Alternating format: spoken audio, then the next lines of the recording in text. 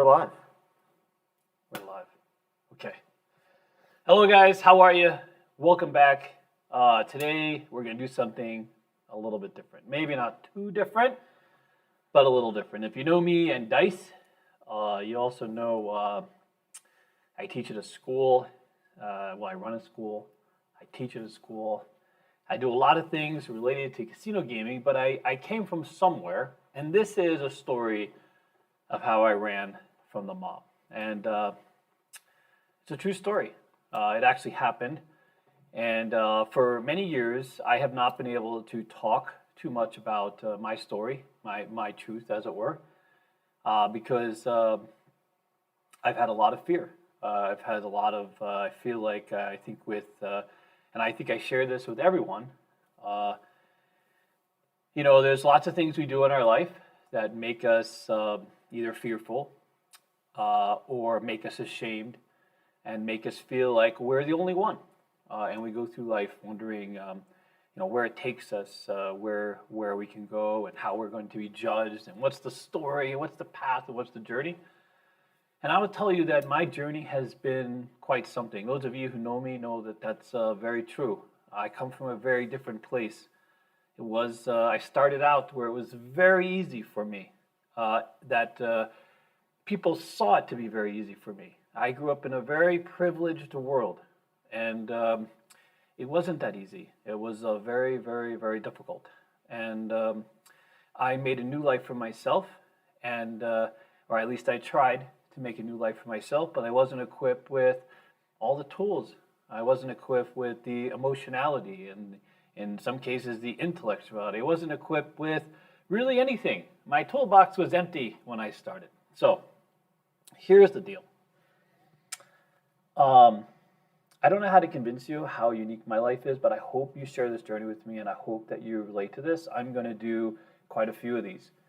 There was a point where we did like a 2-part episode, and I shared a few real brief moments in my life, and I kind of skimmed over lots of details because, again, fear, right? But this time around, I'm not going to do that. I'm going to slow down the story, and I'm going to let you guys know. I'm going to share everything. I'm going to leave it on your doorstep. You do what the hell you want with it. And we're going to go. And hopefully it's going to be a great process for me, and maybe a great process for you as well, because I believe that as humans, we're never alone. And I believe that as humans, we have a story to tell, we have a journey to share, where we're traveling for the same things and most of the same reasons. We're motivated by all the things that make us good. Most of us. Some of us, not so good, but hey, okay. So on Patreon, I've been sharing very lately some more intimate details of things that happened in the course of my life. And I got, I would say, positive, reinforcing feedback. So it gave me, let's just say, the courage to be here today and in front of you. Now, this is going to take a lot of twists and turns. And I'm not going to be out there to kind of explain or justify every reality. Again, I lack the tools. That's all I can tell you. Whatever judgment comes from it, it comes from it. But, okay, so for those of you who are new to Casino Quest, or you're just coming across this for the first time, 6 years ago, I was minding my own business, sort of retired, sitting in a small condominium, about 1,000 square feet, with a little dog, and working from home and not having a whole lot of communication. I had Facebook with 3 people in my Facebook, and I had a phone which famously had all of 2 contacts, was my mother and some other person who I was pretty convinced was spam. Not a lot to go with there, right? But that's the life I had sort of retired into. Today, I lead a business that has 21 employees, that we're located at the Las Vegas Strip. I have the largest school by numbers here in Las Vegas, and by all intents and purposes, by all rationale, I'm a fairly wealthy individual. Thank you very much for those of you who have participated. And our team is off and running, and we've done quite a wonderful thing. And we're building on our community and the values that we have created for us as a team. And we're doing well, and we want you to do well with us. But I started somewhere, And I started at a really, really poor place. And I was convinced that when I was younger that my life would either be short or terrible. That was where I started my life because before I was 15 years old, um, I don't remember a day where I was happy. I don't remember a moment where I was happy. I had what you might call an absolutely miserable life. My grandfather was a famous man. He was fairly famous. Those of you who are Nittany Lions fans or or Penn State, my grandfather was C.I. Knoll, Clarence Knoll, Elanus Knoll, and he was a dean at Penn State. And I grew up in the shadow of his intellectualism and his bold ideas for what I could be or what I was supposed to be. And I lived a life of luxury for all purposes, basically lived on a flippin' hill in Marlborough, Massachusetts. And, I wanted for nothing. I ate, I went to a great school, I did all those wonderful things, and yet you would think on the surface of it all, I had everything figured out. I did well in school. Now, I'm scrolling back to a 15-year-old kid. I was very introverted. I was shy. I wore suits to school because that was sort of the expectation, believe it or not. I wore slacks, a sport coat, and a shirt. So people made fun of me. But my family reinforced this idea that I was part of I was part of a family where this was expected, based on my grandfather. My stepfather was an evil man. He was an absolutely evil man, and I lived in his evil world for ever since I had been 5 years old. And I grew up with a very specific doctrine of obedience and discipline and absolute sickness that I won't want to deal with today. But let's just say there was a trigger point where I was 15 years old, and a friend of mine had brought a bike inside the house, and we had these bike runners. Trust me, it'll get interesting in a minute. And his bike fell over. We had a big fight. And for the first time in my life, I fought back. And I punched my stepdad. I ran out of the house, not to return. Well, again, sort of. There's a little caveat to that. So I'm 15 years old. At the time, I owned a Ford. It was not a Ford, a Hornet. I owned a Hornet, AMC Hornet. This little car where I purchased it for $75 and barely worked. So I exited the house with no need to go back. I had some money in the bank, and I had no intention of returning to that home because it was a horror that I had led, and I wasn't planning on leading the horror anymore. I was going to move on. And what's interesting is, and I'm going to add some things as I forget, quite honestly. But I used to, in this house on the hill, I used to run into the woods after school with my books and study in this forest that was relatively close to my house. This was in Massachusetts. And it was a way for me to get some peace and still finish my homework. And I skipped grades in high school. Strangely enough, I did very well. I was an honor student. I got a sort of a scholarship or a study to go to Boston College for a while. And for all intents and purposes, I thought I was a good kid, and I was doing well. I might not have been the most popular kid, but for the most part, I had all A's, and I was on my way to scholarships and all of this. But for whatever reason, my stepfather was just not a fan. And so in spite of everything else that was going on and everything else I had for me at the time, I decided to leave. It was that moment where I decided to leave the home and never come back. And so I did that. And I initially ran away to a friend's house. His name was Keith, and I lived with him for a very couple days, I would say. And I wanted to start my own life.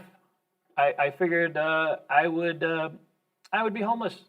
I would go and be homeless. Let me go visit Boston. I loved Boston. My car was an absolute piece of crap, so I wasn't going to make it to Boston. So I had to take a train. I had to actually take a car. Then I had to get on. Then I got on the train. At the time, it was just a more limited thing they have now. I made it to Boston, and I remember here I was just walking around. I was just this high school kid,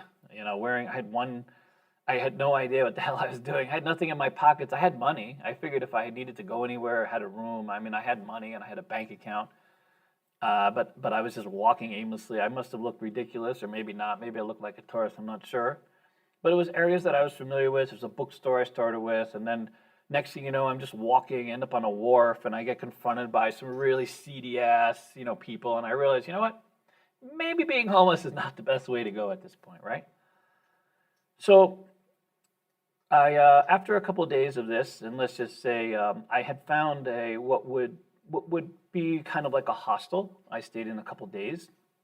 I had to bribe the guy at the counter to let me stay because, of course, I was only 15. He wanted to see, I didn't have an ID that I was an adult, obviously. So I ended up working my way back to Marlboro because that's the area I was most familiar with.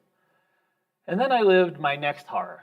I moved in with a young man who had been on my track team, and he was this sort of perpetual senior at high school. So he was like a 19-year-old high school student, a big burly dude, big jock. I moved in with him. And let's just say started down the road of drinking and abusing as many drugs as I could get into my body to make things feel a little better. That was the key. What can I do with myself to exit stage left as quickly as possible? And so I lived in this apartment with this grown-ass high school student living by his stupid-ass, grown-ass rules, which included, a beating every now and then because he felt like it and he was bigger than me, and he would claim that he was teaching me how to defend myself, but it always ended up in me being defenseless I mean, let's just say it was tough. He introduced me to heroin. How about that, huh? And Black Mamba is what they called it. And I remember there was a moment in my life where my mother came over to this house I was staying at, and I was still very upset at the whole life I lived with them. And of course, my mother goes straight to the refrigerator. And guess what's in the refrigerator? Lots of aluminum foil, because that's what you did with drugs. You wrapped them in aluminum foil, and you set them in different areas to keep it nice and fresh. And so here's my mother has no clue what it means to, do heroin paste. And, good luck explaining that to your mother, right? So one day I'm in this house, and I wake up, and I don't even know how to tell you this, but, let's just say, apparently I was being drugged for a reason. I was experiencing drugs, and I was being drugged. And remember, I'm 15 years old. I'm not even 16 years old at this point. And this is my life experience. And this man, our perpetual high school student, has figured out a way to only fan me in the non-early fan stage of our existence. Okay? So I laugh now, but let's just say it was not an amusing way. Make it a little easier for David. Assaulted is the word. Oh, yeah, let's just say I was assaulted, yeah. Okay. So I got to move on. I have to move on from this one. I realize it's not the way to go. And let me just say that moving on from that home was not easy because, as you can imagine, Kenny was making money, and this is how he had to exit stage left once again. The horror continued. The interesting thing is, before this event happened, I would actually wake up every day and walk my ass. By now, my cars, or I should say I had a Ford Granada too after that, by the way, $100 vehicle, and both cars had died, and I had to walk where he lived, and where I live was 5 miles away from a job. I actually maintained a job, a real job. I had to walk 5 miles to work every day, 5 miles to work. And in some cases, this is Massachusetts. Winter comes. I remember I used to have to wear this big scarf and just start cutting the ice from the top of my hat. And it wasn't easy. And, so the good news is there was this little cafe along the way. It was the quaintest little cafe that you can imagine in this sort of colonial town in Massachusetts. And I used to walk in there, and there was this beautiful woman who would sit me down and I would have one pancake and a cup of coffee. One pancake and a cup of coffee. That's what I had every day. On the way to work. So it was about 1.5 miles down the street, and then from there it was, another 3, and I was young. And it was only a couple dollars, because a couple dollars actually bought you some shit back then, right? And I would look out onto this cafe and see these people there reading the newspaper, see these adults. Because I'm 15. I don't have a plan. I have a clue. I might be about 16 about this now, but I would see these adults sitting there, and they all looked so, bright and self-obsessed and motivated and full of, whatever the hell you need to be full of. And I'd be like, I just want that. I want to come to this cafe one day and sit back and read a paper and not have necessarily somewhere to be or something I'm running away from or something I'm doing. That's what I want to do. I want to sit back. I want to read a paper. I want to do that for myself. I love that cafe. I love that woman. That woman would look at me with no judgment, and I would come in there and I'd have a black eye, or I'd have a bruise on my ear, or I'd have a cut somewhere, and sometimes I would try to cover it with a scarf, and she would take off my scarf, I mean, and one of the most decent human beings, and there wasn't a lot of talking. It was just, let me, make you comfortable, and one pancake and a coffee, and I was on my way. I ended up moving out of that house. I moved back with a friend of mine, and luckily for me, I turned 16 and a half. And why was that lucky for me? Because I inherited from another grandfather $68,000. $68,000 came to me. You know why it came to me? Because it was given to me under the Uniform Gifts to Minors Act. And you know why that is a thank God that's how it was set up? Because I promise you that if it was any way for my family to have stopped that money from coming to me, they'd have fucking done it. You know what? They would have done it. You know why I know that? Because prior to that bike accident, I had an incident in my house where I suffered first, second, and third degree burns over most of my hand. I was having a party for some friends of mine. I was melting some sugar, and I poured into this glass thing, and I put my hand over it. My hand melts up. You know what I called? I called my girlfriend's mother. I called my girlfriend's mother to come and take me. Not my parents, because they were out working, whatever else. But I called my girlfriend's mother at the time, and she takes me to the hospital. But guess what? They realized, you know what? This isn't your actual mother. We need to call your parents for permission to treat you at the hospital.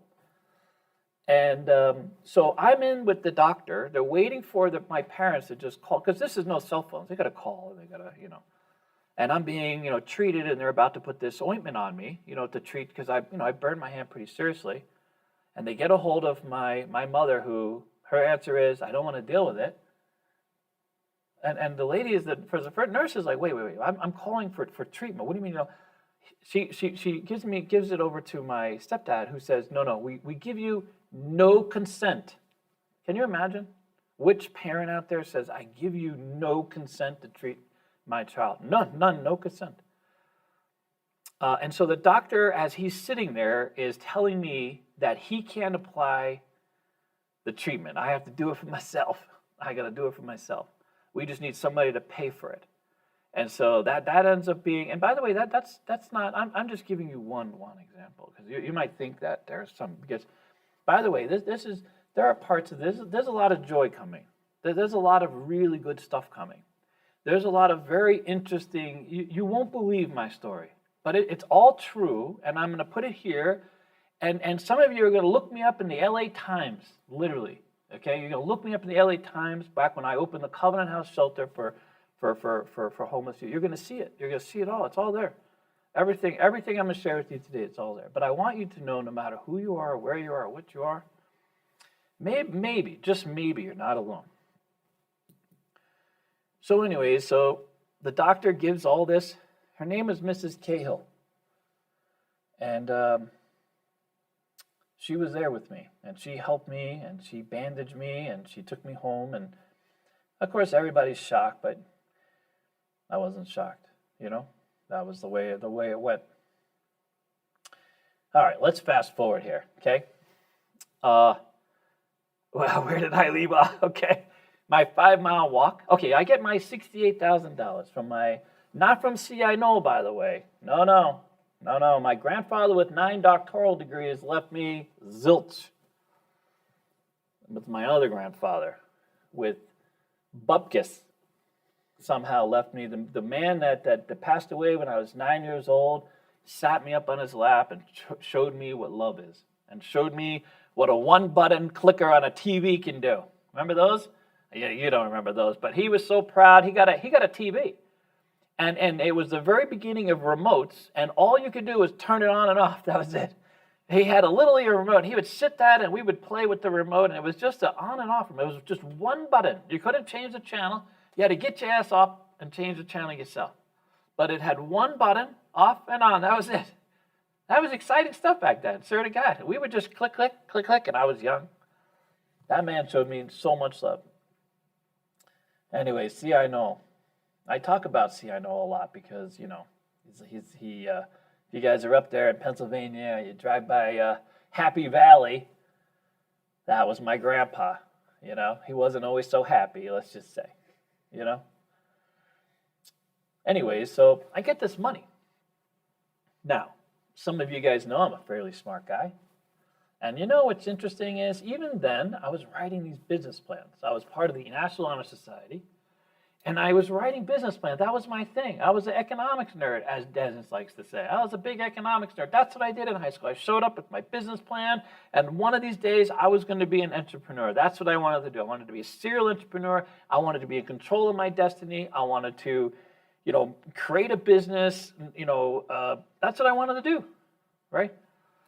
And so I had a business plan for a limousine service, and everyone told me I was full of crap, it could never be done. And you know what I did? I went in and I got these agreements with local hotels, and I used $14,000 of the money, went to Lenza Limousines, bought my ass a flipping silver limo, an executive limo. That's what I did. I started a limousine service, and you know what it did? It broke even. It wasn't a big roaring success, but it broke even, paid some bills. That's all it is. Now, I started this with a friend of mine because, as you can imagine, I'm 16 years old now. 16 years old. A friend of mine who is a trucker rents me a house, 5-bedroom house. Why a 5-bedroom house? Guess what? Because I'm going to rent out 4 bedrooms and live in the mother-in-law suite because I'm a flipping genius, right? I'm going to live there for free because I'm going to rent out all the other bedrooms to everybody else. Of course, I only end up renting it to 2 people. One is this professional woman who I don't know, and the other is this sort of person I know who works at Friendly's, which if you guys are on the East Coast, we don't have any of those out here, but on the East Coast, you know what I'm talking about. He's just he works at Friendly's. It's like a hot dog ice cream place. That's all I can, And they move in. His name is Chris. And we live in this house. And you know what else I do? So I start making a little bit of money. I start having a little bit of credit. And I go out and I buy myself 2 cars. And I buy myself an Isuzu Trooper 2 LS, one of the very first ones. Remember those? Remember those square Isuzu Trooper? Not even around anymore. Because I always thought I was going to go off-road and I'm going to get some excitement and go in the woods. And I bought a Ford Escort GT. Now, of course, when I say buy, I mean finance them. You know what I mean? I went down and I got them financed. I put some money down. And about 3 months into this, I have about $30,000 left. $30,000 left. But I got a limousine, I got 2 cars, and I got a house, and I have cash flow. I'm actually not doing all that bad. On paper, everything seems to be working out just fine. Now, the one caveat to this is there's a liquor store down the street, and I'm paying the guy $100 a week to reserve me a case of Heffenreffer malt liquor. Thanks to, his name was Kenny, by the way. Thanks to Kenny, I was in the beginning stages of alcoholism at 16 years old. Let's just put it that way, right? And he loved Heffenreffer malt liquor. And I was enjoying me some Heffenreffer malt liquor every week by paying this guy $100. Now remember, I had to bribe him the $100 and then pay for the case of Heffenreffer on top of that. So whatever it was, every week, Can you imagine? That's a lot of money back then. I mean, that was like rent back. I mean, this is in the 80s, okay? You know what's amazing is through all this, I took my SATs, and I had taken my PSATs, and I had taken my SATs. And at some point, I get a letter from Rochester University for an academic scholarship. Not a full scholarship, but just, hey, we're going to pay for your, I was still going to have to pay for my, my books and my dorm and stuff like this, but, an entry letter nonetheless, just for the fact that I, scored well on my SATs and this kind of thing. And at the time, I don't know if I actually lied about it. I'm pretty sure I didn't lie about it, but I don't know if I listed my parents as being, because even though I was technically, I wasn't emancipated legally, but I was essentially my own person. So whatever I sent to them was like sans the parents having a role. So maybe they took pity on me. I forget that whole thing, and it was literally the college I wanted to go to. Strangely enough, it had one of the very first entrepreneurial schools, and that's what I wanted to be. I wanted to major in being an entrepreneur, right? And that was the goal. So here's what happened. Strangely enough, I'm sitting at my house one day, just getting hammered about 5 a.m. And because a little bit later in the morning, we would turn over the keys for the car. And I wasn't the driver, by the way, because I wasn't old enough and I wasn't insured. I had a separate driver, all that stuff. But I did had another company. It was called Diamond Polishing. I don't know if anybody, because I was a serial entrepreneur. I even sold rainbow vacuum cleaners for a bit. I did whatever I could. I was literally tapping every button I can get a hold of. You know what I mean? I was at some of those Amway meetings. I was there. I even went to an Avon meeting. I was willing to do just about damn near anything you could think of. But anyways, so I get a call, and a family friend, let's just say that, invites me to go to Boston. I go to Boston, and I go to Beacon Hill, and I go to this place, and I don't even know what's there. I'm assuming it's still there. It's called the Omni Parker House, and it's like a hotel, and they have there's a Cafe Rhubarb, it's called. That's at the bottom, at the lobby, and it's just like this cafe. We go to this cafe, and I meet with these two dudes. Let's just say Guido 1 and Guido 2. I mean, they looked a little. I don't remember any accent, but they didn't look exactly Italian. I mean, but they looked. You know what I mean? They were very serious. They were very well dressed, and they're there with our family friend. And they're having this strange conversation about, hey, we want to help you out. Maybe in the future we've heard about you being an entrepreneur, because my friend would be like, at least for now, we have this idea where you can help us make a few extra $1,000 a week. And I'm with my family friend. He's an older guy, and he works for a brokerage company. And I'm thinking to myself, really, $2,000 a week? He says, oh yeah, up to like $2,500 a week. They just want to play around with some stuff and take advantage of your accounts. And I'm like, yeah. I mean, what's the liability? He's like, well, you're underage, not a whole lot of liability. I'll take responsibility for it. Don't worry about it. It'll be fine. And we have these like strange conversations. I don't really understand what the hell he's talking about. He's talking about margins and leveraging stuff and sort of like, I'm going to make these deposits, but the deposits will look like something else. So really no one's going to know what's going on with your account. But ultimately, you'll end up with an extra $2,000 a week. Now, $2,000 a week back in the 80s is a shit ton of money. You know what I mean? I mean, for me. Maybe not for like Jeff Bezos or anybody else, but that's a lot of money. That pays a lot of bills. That gets me, another business, another limousine. I don't know, something else, okay? And as much as I'm skeptical, I really don't give a shit. You follow? Because if you have come from where I came from, I need to separate myself from that life. And I know that I have to create as much opportunity for myself as possible to get the hell away from where I started, right? So I agree, Bad choice number 1. Bad choice, many bad choices to come. Don't worry about it. I got plenty. Bad choice number 1, I agree. And the money comes, man. Literally, the money comes. It flows, it flows, it flows. 3 to 4 months later, I have something like $140,000, but $130 something thousand in a bank account. so much money in this one account, I moved some of the money into this other account, a Shawmut bank account. And I don't even know if they're even in business anymore, but it was another bank that was in Boston at the time, because I was worried about. I was just worried. I was, I gotta open a new account. You know what I mean? Like, I don't know what the hell's going on here. I was starting getting fearful, because it seemed to me like, you make more money and there's more eyes on you and there's more shit. I was just nervous and anxious. Now, here's an interesting thing.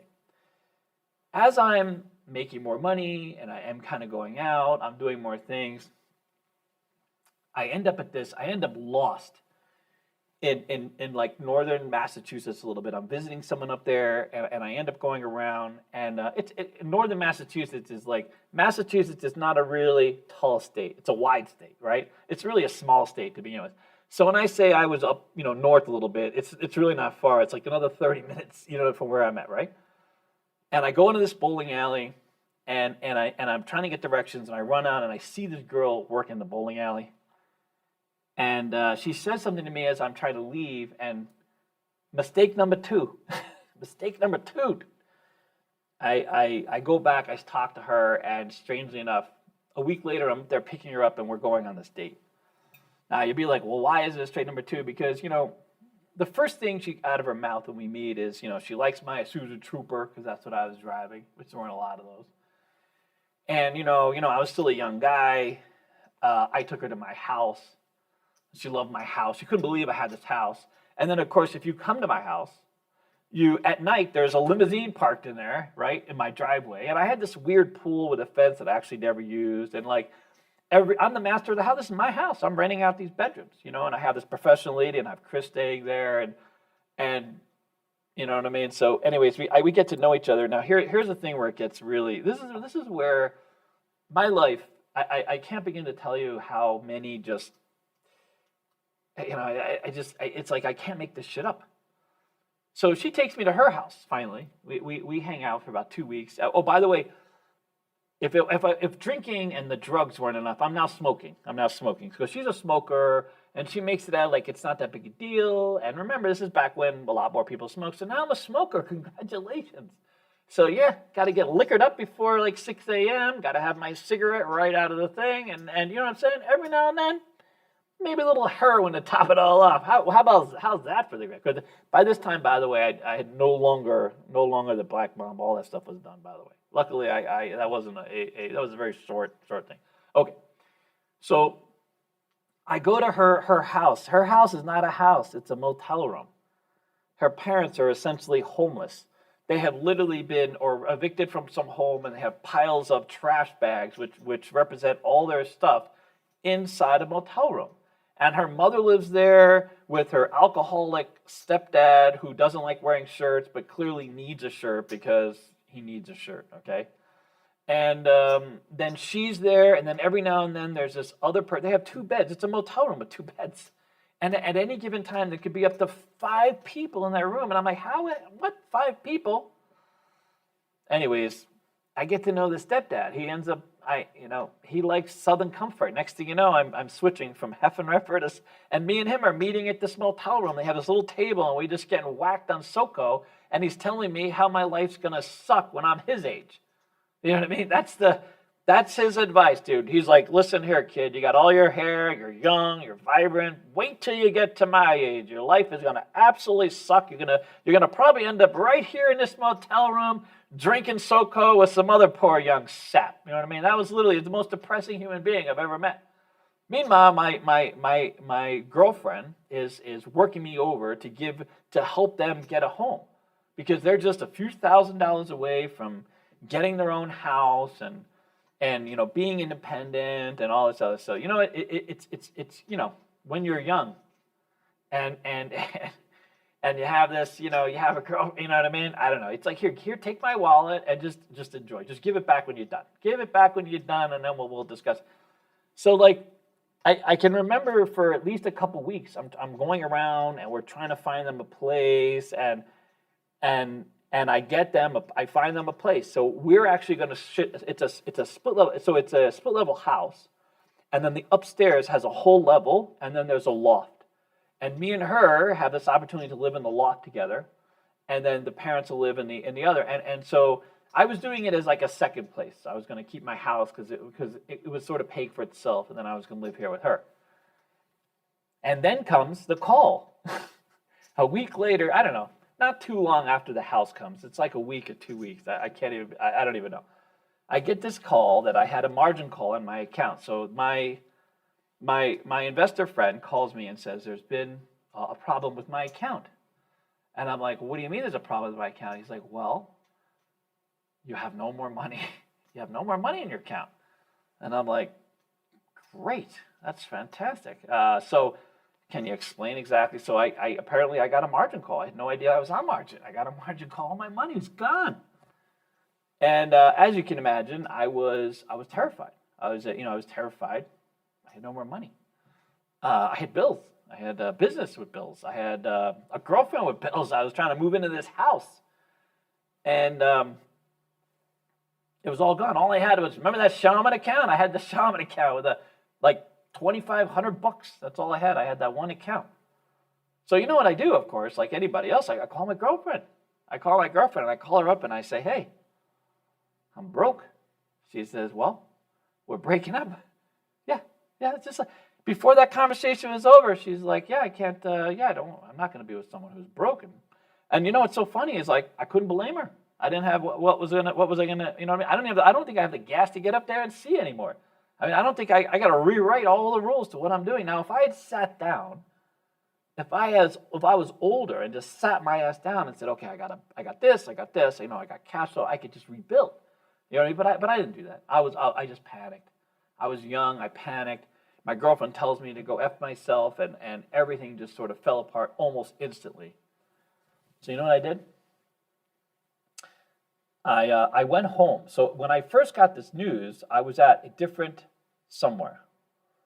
But I went to my house, and I decided that over the course of a few, maybe some SoCo or some Heffenreffer, I don't remember exactly, but I didn't do it completely sober. I decided, you know what? I'm going to take a trip to Mexico. I'm literally going to take a trip. Because why not? Now, I had already quit high school, strangely enough. And I had done so in a very dramatic way. So I skipped a few grades in high school, okay? And I was in the middle of listen, don't do this. Don't do this. If you're in high school, just stay the course. It's worth it. It's worth the sacrifice. But David was in high school, living his horror. And there was a moment where I had this woman. She was a history teacher, and her name was Mrs. Wade. I mean, I can't forget it to this day. So Mrs. Wade was this evil history teacher. I don't know how else to tell you. She was just always mean and angry and aggressive and pointing her finger, and she'd always like to touch, and she was just a terrible human being. One day I come to high school. Now, this is before all this happened. I'm sort of scrolling back to give you a sense of who David was at the time. And I think this was sort of the psychotic break for me that led to some of the punching my dad or my stepdad, and then literally just breaking ground and jumping in my car to Mexico. So I'm in history class, and I'm about middle of the class, and I'm sitting there, and I realized I had just had the most horrendous day at home, and I have a scar here because my mother used a poker she used a thermometer for meat, and she decided that my arm was meat, and so the thermometer, there it goes. So I have a nice scar, and I have another scar where glass bottle was shattered onto my hands, and so I have those, and so I had one of those kind of days. And I'm this kid, and I'm this young kid, and I have no one to talk to, and I have no outlet, and I'm literally living in my basement, and I have listening to Elvis Presley records and Billy Joel records, and just crying, and just hell home. So I'm in this history class, and I'm having this bad day, and it's like my second class, and I'm clearly in my head, and I'm not paying attention. This woman yells at me, and she tells me to pay attention to some other shit, and I decided at that moment I was going to stand up and tell her to go F herself. Literally in the middle of my history class, I stood up, I flipped her off, and she was very quick to tell me, oh, sir, young man, you have to sit down. And I'm like, why? Why do I got to sit down? What is it about this class and you that makes me need to sit down? Like, why do I have to sit down? Because right now, in my brain and in my life, I got something much more pressing than your dumbass lecture, or you're trying to be overtly aggressive and all this other. She wasn't even teaching history, by the way. She was teaching her point of view. You know what I mean? That's all. They weren't teaching history, they're teaching point of view, right? I don't need your point of view. I need to get over what it is. I need to go resolve my life, and I need to find a safe space for me, right? So as I'm moving away, I've decided I'm going to leave this room, and she's like, young man, I'm going to send you to the principal. I'm like, really? You're going to send me? And I'm having this conversation with her, by the way, right in the middle of the entire classroom, because I wasn't in a classroom at that moment. It was just me and her talking in the void, having a conversation. Everything else just sort of, disappeared around me. And all I remember was, who's coming for me?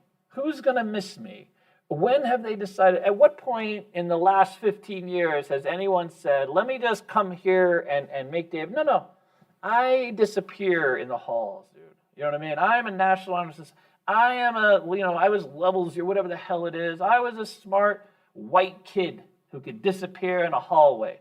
No one's looking for me, honey. No one's coming for me. You can shout it to the flipping rafters, but I guarantee you I'm going to walk the fuck out of this school and no one's going to care.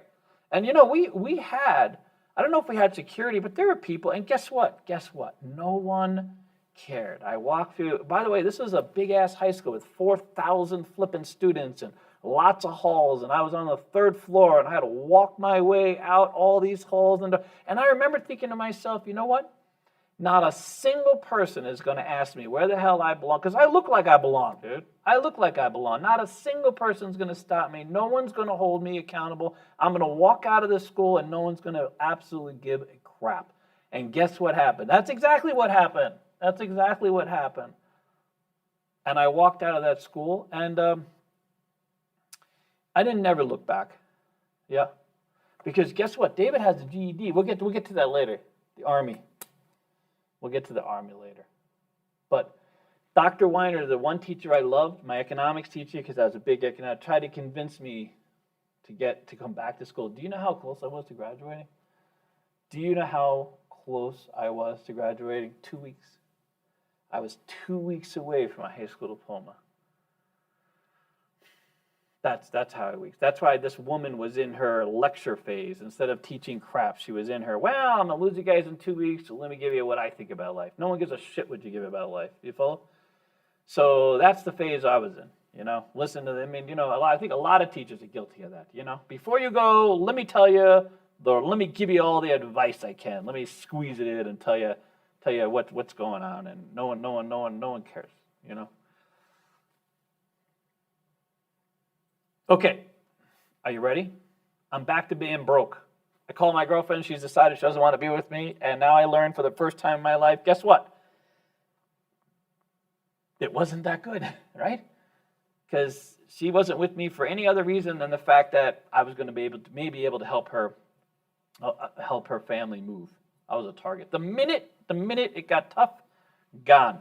Because David's learning lessons. These are lessons I got to learn.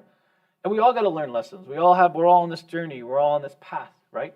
And a lot of times, no matter how many times people tell us, and no matter how many times they're like, well, it's going to be okay, everything's going to be good, you know what I mean? Or I love it how everybody gets up in front, once they're a success, and they're like, you could be me. You could do it. If I could do it, you can do it. You know what I mean? And it just, everything runs in on itself.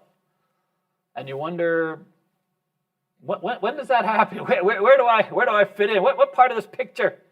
Where do I get written in? Where does people start to draw my ass in here? When does it change? So I'm at my house. It's about 11 o'clock at night. Actually, it's probably later than that. Who knows? I don't remember really, but it's dark outside. I'm getting loaded up, and my friend, and he's like, what do you mean you're going to go to Mexico? And I'm like, yeah, I'm going to go to Mexico. And I don't want to come back. I'm going to go to Mexico. I'm going to get in my car. I'm going to drive away. I'm going to experience a whole new life. I'm going to start a whole new chapter. I don't know where it's going or what it's doing, but literally I'm going to go to Mexico. Yeah, I'm going to Mexico, bro. And Chris tells me, Sure. I was stunned. I was so stunned. Now it gets interesting because his parents thought I kidnapped his ass. And by the way, Chris is 21, works at Friendly's. I'm a 16-year-old. I kidnapped him, apparently. By the way, it all comes to a head, trust me. All these choices and all these things, they all come back. There's a minute where it all comes back and there's a big pivot. But anyways, so we get in my car, and I get in my Escort GT because I'm thinking I need a smaller vehicle, lower profile. This thing is quick. It's not really that quick. It's an Escort GT. The most amazing thing about it was it had these automatic. Remember the restraining things that just to click you in? It was like one of the very first vehicles that had that. Everyone was so excited, you know. But besides that, it was a stick shift, and you know it was easy to drive. And so we pack up my Escort GT, and you know what's strange? Not even with a whole lot of shit. I went to Shawmut. I emptied my account. It was like $2,500. We pack up an Escort GT. I got a bunch of bottles of water, and you know what I thought we needed to kind of survive. I had no idea what Mexico was like. In fact, I had gone to Pennsylvania several times because of my grandparents. We had driven there most often. I've been to Maine, and I skied in Canada and been to places like that. But I'd never really gone south. I had no idea what the hell you know what I mean? So we're on our way to Mexico. Yeah, we're on our way to Mexico. We end up in Texas. I'm gonna kind of, so some of this I can't slow down too much because some of it is just a little boring. But we get to Texas and we finally get to a payphone. And if you know, back in those days, there weren't a lot of really like debit cards or calling numbers, and I didn't even know how to use those or what those were anyways. But you had to start feeding some change, dude. You had to get a whole bunch of change and just boop, boop, boop. And we're in Texas.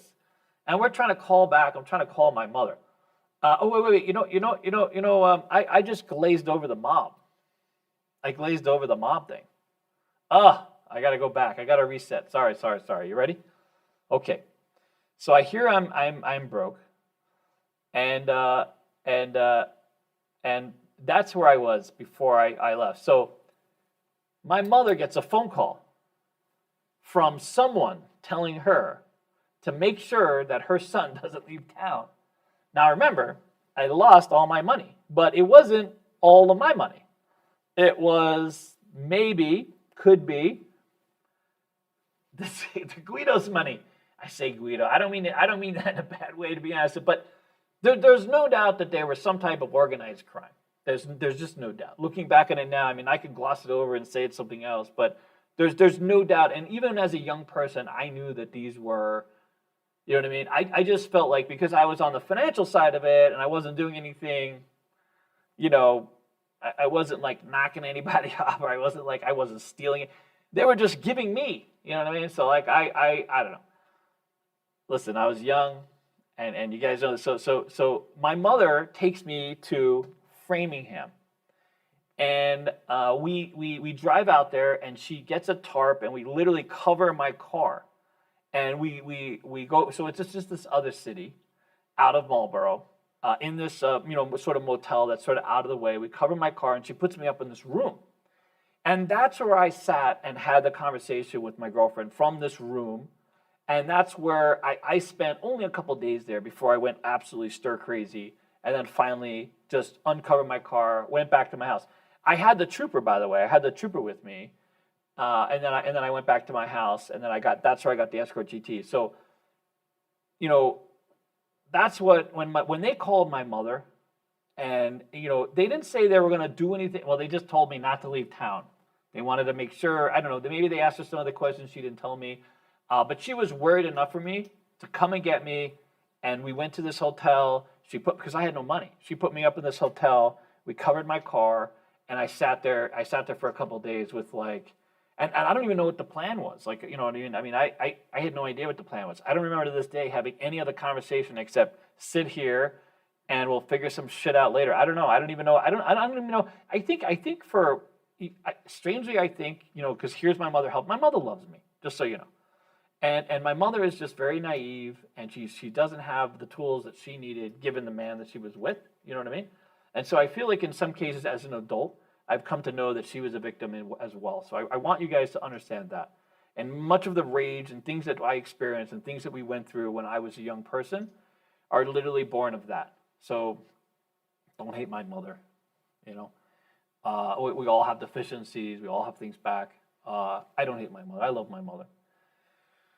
I wish, do I wish she was born with greater faculties and ability to, of course I do, but, that's not a thing. But anyway, so I don't remember too much other than so I'm in this hotel, I'm calling my girlfriend, and that was really like the nail in my coffin. Like, why am I here? I was just, can you imagine this? I'm a young person. It's really my first love. I've had other girlfriends and dates and things like this, but this was my first love. And she tells me to go F myself, and there was never, and then I realized there was never any love. And now I got these two criminals, let's just say, mobsters, I don't know, who are calling my home, and, my mother's abandoned me here, and I'm just like, you know what, there's just no reason. There's no reason. There's no way back. There's nothing to lose. And that's why I gave you the story of Mrs. Wade, because there's nothing to lose. I'm going to disappear into something else. That's all. I'm just going to find my way into something else until the world puts a wall in front of me that's too big to go over or go through or go under something, right? Because where else? Where else is I going to go? What else is I going to do? Anyway, so that's where I go back to my house. I get liquored up. By the way, it was funny because when I went back to my house, I was absolutely certain that there would be someone waiting for me, like it was a movie going to be playing out here in my house originally. But that wasn't a thing. There was nothing. I felt like all of it was sort of like, poof, there were things I didn't know. So who knows? Maybe the guy that was managing, maybe he still. You know what I'm saying? Like now, it's like, if it wasn't for the phone call that my mother had gotten, like, I don't know. Again, I'm a young guy. What are you gonna do? So we're on our way to Mexico, back to Mexico. So we're on our way to Mexico. We end up in Texas. We feed this phone. And my mother gets on the phone. I call my mother, and she gets on the phone, and she's like, listen, Chris's family, they've reported you to the police for kidnapping him. And they're saying that he's emotionally disabled or something else, that you've kidnapped him and you've taken him with you, and, you need to bring him back. And I'm like, the kid's right. He's right here. He's 21 years old. He's a 21-year-old kid. I don't know what the hell you're talking about. You know what I mean? It's like, he's a little weird, but so what? Everybody's weird. You know what I mean? Like, so, like, so if parents just showed up at your house and said, listen, my kid is missing and your son kidnapped him. And at what point did you say, hey, Ma, you know what? Or it's a 16-year-old kid he kidnapped. He got in the car. He packed his shit. He's right here. You want to talk to him? You know what I mean? Chris, come talk to my mother. Tell her what you want to tell her, whatever you want to tell. I'm happy to put him on a bus. Send him back. Or he could get his own bus. His own money, go back. He don't want to go back. All right, so we go to Mexico, and we show up at Eagle Pass. And we're at Eagle Pass, and we're just sort of hanging out. And we meet somebody who tells me, hey, listen, kid, if you're going to go over the border, you're going to need a gun. You're going to need a gun to go over the border. And I'm like, really? What do you mean I need a gun to go over? He's like, yeah, if you're going to go over the border, you should have a gun. You should have a gun when you go over the border. And I was like, really? Like, why would I need a gun? He's like, yeah, because it's dangerous down there. You know what I mean? You might get in trouble. You need to be able to defend yourself. And I was like, wow, really? And I was like, because, again, I'm young. Like, I don't know. Maybe I need a gun. I guess I'm going into, like, unseen territory. And, it could be the Wild West down there. I have no idea. I've never been to Mexico. I never really. Now, by the way, this is the time before it was the cartels had taken over, right? There was some of that, I guess, but this was this was in the 86, 87 eras. You follow where things hadn't yet perked or percolated to the point where they would later on in the 90s, right? So anyway, so he gives me this card. I go over the border, and I go to this little cambio. It's a cambio place. It's where they change your money. They give you pesos. They give you some dollar. Cambio, I think it's called, right? Cambio. Yeah, cambio. Yeah. And I give them. He said, "Give this guy your card." I gave him the card, and the guy takes me around, and he shows me a little gun. He takes me outside, literally outside, and they have this little thing there, and he shows me he has this gun. and it's like this big. It's like this big. It's a little like pea shooter. I think it only allowed like 2 bullets, and so he sells me this. I buy it. That's all he's got. And I'm like, don't you have a bigger gun? Because he's like, you just need 1 or 2 shots. Okay, whatever. So anyways, he sells me this gun, and he sells me 2 boxes of ammunition. Because and I'm like, because even then I was a bit of a quirky dude, and I'm like, literally, what? It would take me 100 years to go through 2 boxes of ammunition with this gun, dude. You know what I mean? I mean, literally, it's like it doesn't even shoot many. You know what I mean? Like, I'd have to load it up. I'd have to kill half the country. Okay, that's not going to thing, but it's a little gun. It's like this big. You know what I mean? Anyways, so he tells me, he's like, listen, you got to hide it. You got to hide it. You can't show it because the federales, if they pull you over, they see you have a gun. They're not gonna take kindly to you, right? And so he finds this in the trunk, this well, and he gets it in there, and he sticks the gun in there, and then on the one side is the gun, on the other side he's got all the bullets, I guess. How's that going to help me, by the way? I've now hidden the gun away from myself, and the bullets are in a whole other area than the gun is in the area. And like, what part of this gun is, you know what I mean? Why can't I just carry the gun? No, you can't carry the gun. You can't be carrying the gun. The federales will look at you. All right, well, anyway, so I got this gun hidden in my trunk, and I've got bullets on the other side, and me and Chris proceeding down the road. Oh, wait. So before I go, I asked the guy if I need to convert my money. And I'm like, well, so I have this money. And he's like, well, do I need to convert this money? And he's like, no, don't convert your money because the police, they want U.S. dollars. And I'm like, what do you mean the police want U.S. dollars? What does the police have to do with the money? Like, I don't understand. Oh, no, he's like, if you're going to make it through Mexico, you have to have enough money to bribe the police. And they only take U.S. currency. Don't give them pesos. They don't want pesos. They want U.S. currency. Now, interestingly, $100 at this time was worth 220,000 pesos. And the reason I know that is because I had to go to the U.S. Embassy in Mexico City and borrow $100 to get back later. Okay, I'm going to leave that. I'll just sort of jump there. So it gets great, dude. The story gets fantastic. I get chased by a paddy wagon, held up by Acapulco police, go into a war zone, survive at the... It gets really interesting, okay? Because this was not the place for an American to be in the 80s, okay? Because things were starting to heat up. And if you don't already know, Guatemala was in the middle of a civil war, brutal, brutal civil war, okay? So I exit Eagle Pass, and which, by the way, don't go to Eagle Pass nowadays. I've gone back about 10 years ago. I went back, and I had to hire a security to take me because I had to see Eagle Pass. I had to look for where, like, I had this, because this was such a game-changing experience for me. You have absolutely no idea, like literally no idea. I found freedom. For the very first time, Mexico was such a, it's just such a beautiful experience to me. And so I go to Eagle Pass, and I'm on the border, and this guy tells me, listen, you cannot go there as an American. You just can't go. And I'm like, I have to go. I have to go. And he's like, well, if you're going to go, you got to hire some people to go because it will not go well for you. And so I did, and I went over the border. But, I mean, who knows if I even need them. But anyways, how the world has changed, no? Jesus. All right, so I get through Eagle Pass. And, by the way, the Cambio guy gave me lots of dollar bills. So that was the other thing. Apparently, the police are addicted to dollar bills. Very often, you give them a dollar bill, they're off and running. You don't need 5, 10s or 20s, dollars. So I had a stack of dollar bills. And I had the real money, my other money, hidden. Okay, so stacks of dollar bills. There was a moment where I'm leaving Eagle Pass, and I'm on that main highway, and I'm going into Mexico, and we're going downhill, and the world opens. Everywhere I had been in my lifetime, there was the line of sight was obstructed, and there were things in the way, and there were just obstacles and pain, and just like everything seemed like a trigger. Wherever I went, I would walk through Boston and see these high rises, people living these lives I couldn't understand and couldn't relate to while I'm, you know what I mean, and just, people eating food, like in a nice restaurant, just relaxing and having conversation. I didn't know this piece.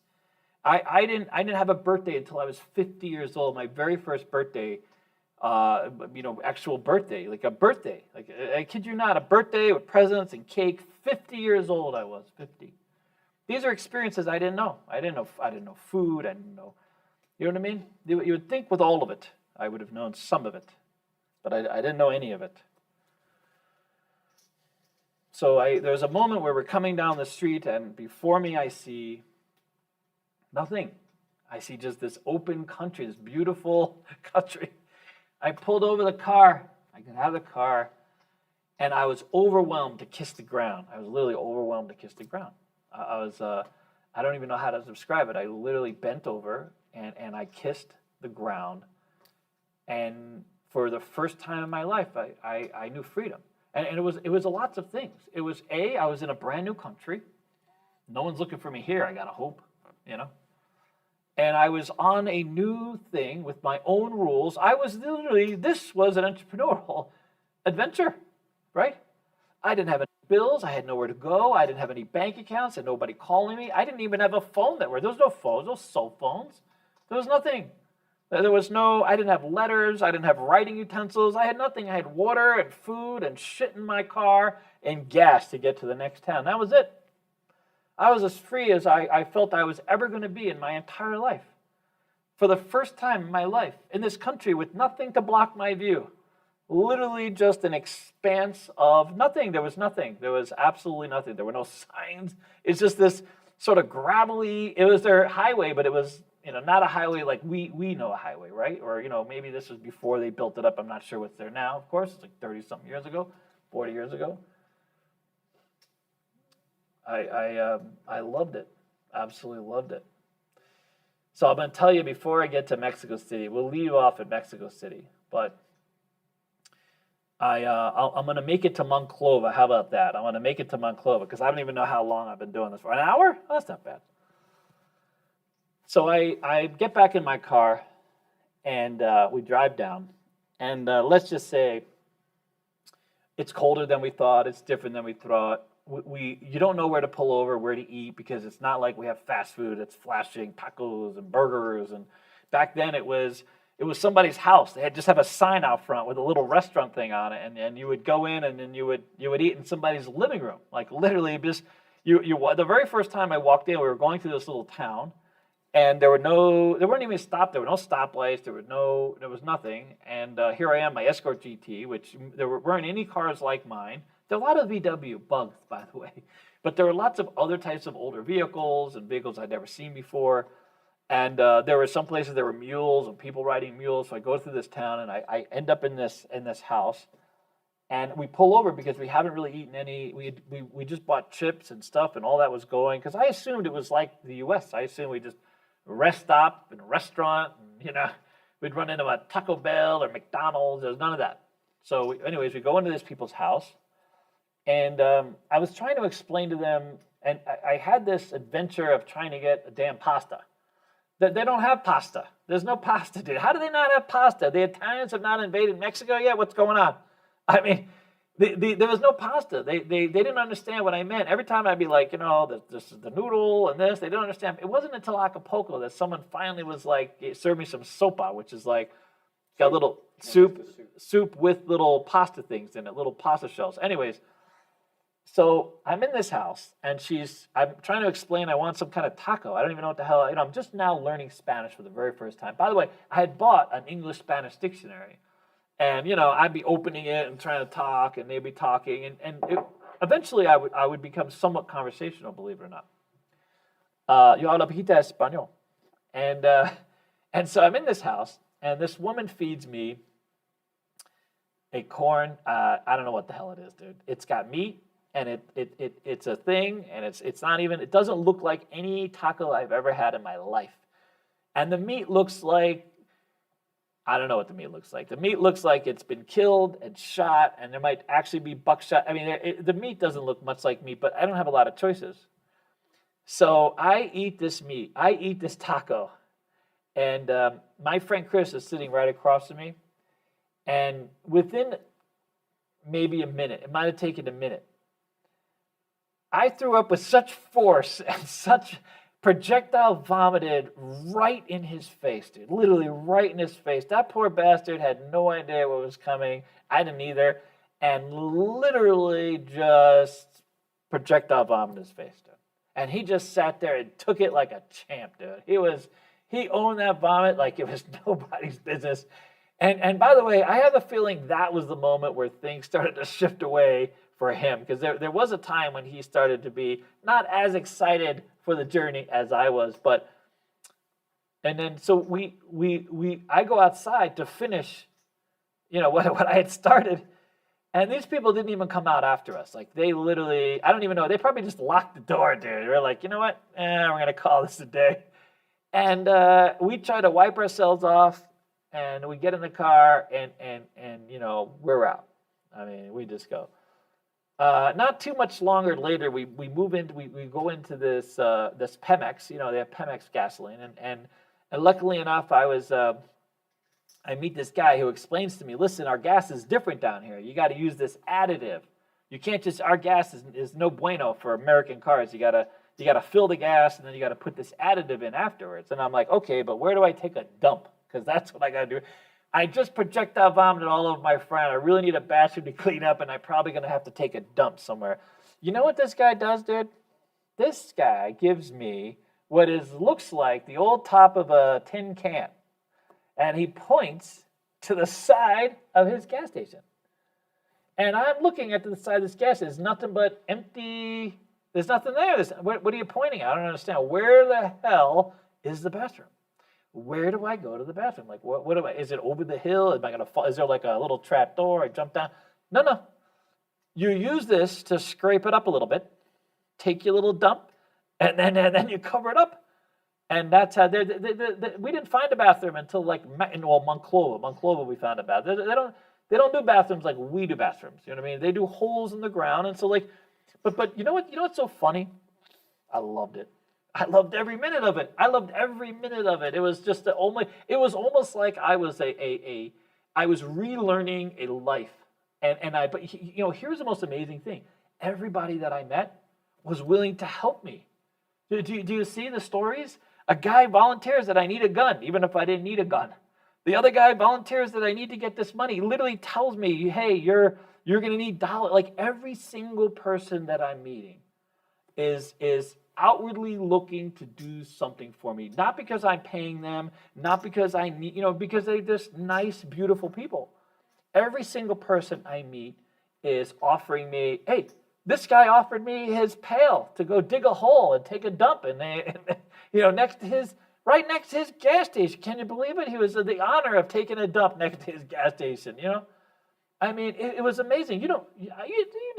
People barely look at you on the street. You say hello to somebody in Boston, they might shoot your ass. You know what I mean? Now, you don't do that kind of stuff. But meanwhile, I'm in this country where everybody seems to be going out of their way to kind of give me a leg up. You know what I mean? Anyways. So I learned how to put gas in my car. Thank God for that. That was a good lesson, because I hear that could have gone really south, by the way, very quickly. Needless to say, we have a few adventures. There's a venture with a pig. I ran over a pig, a wild pig. We were going to eat it. Didn't work out so well. And then we ended up in the woods a little bit. I'll get to that a little later. But ultimately, we end up in this town. And it's a little town called Monclova. And we pull into this town, and it's the first really vibrant town we get to. Like, there was other towns. Maybe we went through towns too late in the evening or too early, whatever the case was. But so we get to this town, and as we get there, it's like a Friday night or a Saturday night, something like this. And do you know, like, if you go to a lot of like old Texas towns or Midwest towns where people on the weekends, they get out in their cars and they go down Main Street. You remember that? Like, I had a little bit of that in the town that I had grown up with. But I know that later I would come to experience this. And here are these people riding their cars down Main Street. Around and around and around. They're old cars, new cars, all these cars. They're just literally driving their cars around. What's this? This is like the most festive thing I've ever seen in my life. I can't believe it. And you know what's so funny? They're all talking to each other. They're driving really slowly. They're not annoyed. They're not honking their horns. They're literally having, this entire town is having some kind of party in their cars driving up and down the damn street. No one's upset. No one's trying to get anywhere. They're literally just going around in circles. I couldn't believe it. Guess what we did? We got in the damn circle, rolled down our windows, we got in the circle. Next thing you know, I'm talking. I'm literally talking to people. And there's a point where I pull my car over and I get invited into this other car. And my friend Chris is like, no, you can't go in the car. You don't know what's going to happen. They're all like, they're my age. They're all young people. Like, what's going to happen? Like, you know what I mean? Like so far, everyone has been great. Like, what's going to happen? Nothing's going to happen. I'm going to ride around the circle with them in the back of their car. And I do that. And we don't understand. I don't understand them. They don't understand me. All we do is laugh. Like, all we do is laugh. We just share space. And I don't even know what the hell I was laughing at. I mean, I was probably just laughing at the fact that they're experiencing joy and I was experiencing joy. And it was a circle of joy, dude. It was unbelievable. And so I meet this girl. I meet this girl, and I don't even know how old she is. I'm assuming she's my age. She's about my age. And she doesn't understand a word I'm saying. And yet I can feel like she's holding my hand. Before we even get done driving around, she's holding my hand. She's talking to her friends about me. I'm assuming about me. You know what I mean? I mean, it's like how different that is. She doesn't know my name. She doesn't know if I have money or don't have money. If I'm an idiot or not an idiot. You know what I'm saying? She knows nothing.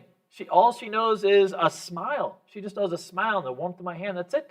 That's all she knows. And I mean, it's just amazing. So this whole thing ends, and I don't know what happens exactly, but I end up going to her family's house. And this is the first time I experienced like what we would think of a modern home. They lived in a very nice home on a very nice street. It was nothing like what I had experienced in sort of the rural areas of Mexico at the time. And of course, I come to find out that her family is politically connected. So that's a big upgrade in Mexico at the time, is if your family was in politics, you know what I mean? You tend to have better jobs, better access, things like this. So they invite someone over, uncle, I don't know, something like this, and we have someone who starts translating, and this person is actively trying to teach me Spanish. And I find out the girl, really had a good time with me and just is inviting me back to go eat tomorrow with her family. And of course, I'm in. I'm totally in. I got nothing else to do. I'm free. I'm absolutely free. I'm an entrepreneur in life. And so, I didn't have anywhere to sleep that night, strangely, and I didn't want to ask. I didn't know where the hell to go. So of course, we were in the habit of anyways of sleeping in the car. That's kind of what we did. I had some sleeping bags that I had, and we had these rolled up mats that I had, and we would take those out. But that was the experience. So of course, we sleep in the car. The very next night, I go. It's not night. It's like 4 or 5 in the afternoon, and I'm sitting there, and I'm enjoying dinner with her family.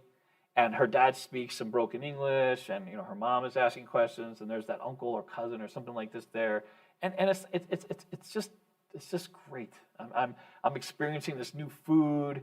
I'm a little nervous about the tacos, I have to be honest with you, because I wasn't sure what kind of meat, And later on, I find out that more than likely they fed me rat, and it could have been bad rat, and I'm like, you know what I mean? Like, I don't know, whatever, but maybe just bad meat.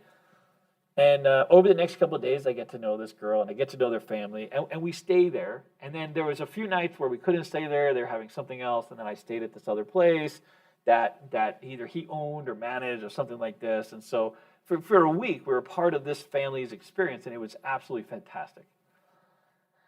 And I go back to their house, and on the last day, so I had told them that I was literally, strangely enough, I had developed this plan in my head. I wanted to drive all the way to Brazil and then take a barge to Africa. I was like, screw it, I'm going to go around the world, dude. That's what I'm going to do. I'm literally going to start I have Massachusetts license plates on my Escort GT, which, by the way, everybody was so excited when, that seatbelt thing that would, that would lock you in, that automatic seatbelt. I mean, that was the only thing that was like electric on this car, like electric, you know what I mean, like automatic. Everybody was like, oh my God. They would open the car, get in, close the car. They were just so excited about that because that's all we had back then. We didn't have a lot of what you have now. Everybody takes for granted all this tech. There wasn't a lot of tech because it was still stick and oh, it's fantastic. But anyway, so I go over their house and I'm telling them this plan. And the guy, I don't know, I think that was the first time I had sort of found out that you couldn't do that. I find out later that's not possible, by the way, because when you get to Panama, to go into Colombia, there's like the swampland. That's where the road stops, basically. And then it's a better chance that you're going to die. Not many people get from that. You can actually look it up. It's very interesting how like it's been taken over by these tribes and drug lords and things like this. So it's not a thing. There's no way. You have to kind of go around and things like this. But anyway, so the dad and the mother are like having this very serious conversation with me about how they would really love for me to turn around, go back to the United States with their daughter. And I was like, because the basic conversation was, well, she could have a great life in the United States. If you guys like each other, she could at least visit, and see if, maybe you guys, can work something. I mean, I don't know. I mean, it was just this whole other thing. They wanted me to turn around right there and go back where I had come from. And as much as I really enjoyed this, that was not even an option for me because, that was not, that's not an option for me. I cannot go back. Are you kidding me? I can't go back. You could have offered me $100 million. Okay, maybe $100 million, but it wasn't going to be a thing. And they did offer me, they offered me money and they offered me resources, and I explained a little bit of my story, and they were like, they were wealthy for Mexico, and my understanding was they were only going to be able to help a limited amount, and it was just it was a little bit sketchy. And even me, I was like, man, I think that's a bad choice, because I've only been here a week. You know what I mean? I really enjoy. We haven't even with the girl and me, we had spoken a few words, but I couldn't even have a you know what I mean? We hadn't even really had a conversation. I can't go on that. You know what I mean? I mean, nowadays they have entire series about my 90-day fiance. You know what I mean? It'd have been a great episode for that, right? I went to Mexico, found myself a wife. But anyway, so. Needless to say, they gave me some information, a follow-up later, and I was back in my car, and we were on our way. So that was my first experience. Okay, you ready? I got my next experience before I actually get to Mexico City. So after this experience, we came upon so I'm driving away. And I don't know if it was how far out we got. I wasn't really following signs. I was just kind of moving around. In fact, I really didn't know if I wanted to go through Mexico City. So I had this big map, but there was no little map. Like when I went over the border, if you're at that time in the United States, you would stop in the gas station, get a map of the area. I didn't have one of those. All I had was this big picture. This was I don't even think Monclova was on the map, to be honest with you. It's just so I wasn't really sure. I kind of knew where I was, but I didn't, and I wasn't sure where I was going to go. But there's a point where I'm driving down the street, and I kept seeing all these little signs pointing to with some name of the village, this way, village, village. And I'm like, man, I want to drive to one of these villages. Where does this go to? Because at this point, I'm pretty safe. I feel safe. I feel safe in this country. I can only imagine. If you go there now, you might not feel quite as safe. But I did. I felt the people were very friendly. So far, I've been well treated. I mean, I just felt safe. I just felt like the Mexico was a blanket. You know what I mean? Just a blanket, a big hug. It was giving me this big hug wherever I went. It just worked out. So I'm like, screw it. I saw a sign to go to some village, and I couldn't pronounce the village. Couldn't tell you what the hell village it was. I knew it was a right-hand turn. That's all I remember. It was a right-hand turn, and I took this right-hand turn. Now, you take a right-hand turn in Mexico at the time, and there's not a lot of, it's just gravel. It's literally, you don't even know there's a road there. It's just and so it's literally just gravel, and then there was what used to be a riverbed. And I'm driving on this riverbed. It's this flattened riverbed, which I assume, because it's ridiculously flat riverbed, right? There's not like big jagged rocks. So I'm assuming that this had been sort of, it looks almost too artificial, let's just say. So I start following this riverbed up, and I come across the most amazing village that I've ever seen. And at first, I was so stunned that this was a thing. And if I didn't see it with my own eyes, I wouldn't believe it. And now, I don't have a damn camera. You know what I mean? I didn't bring a camera. I didn't own a camera. Who owned cameras? It was Polaroid. It was barely a Polaroid. You know what I mean? There were cameras, but I didn't have a camera. And so I come across this village, and all I see is these cactuses. And as you look closely, so here it is. It's like dusk. It's like, I don't know, 4 or 5 o'clock. The sun's coming down, and we're coming into this, driving into this village, and there's no cars in this village, by the way. I don't see any means of transportation anywhere in this village. There's no restaurants, nothing. And all I can see is cactuses neatly lined on both sides of the street. Not cactuses. And they have fashioned these cactuses, which form parts of their home, like the walls of their house and the linings on the road. I mean, this village was literally put together with cactus.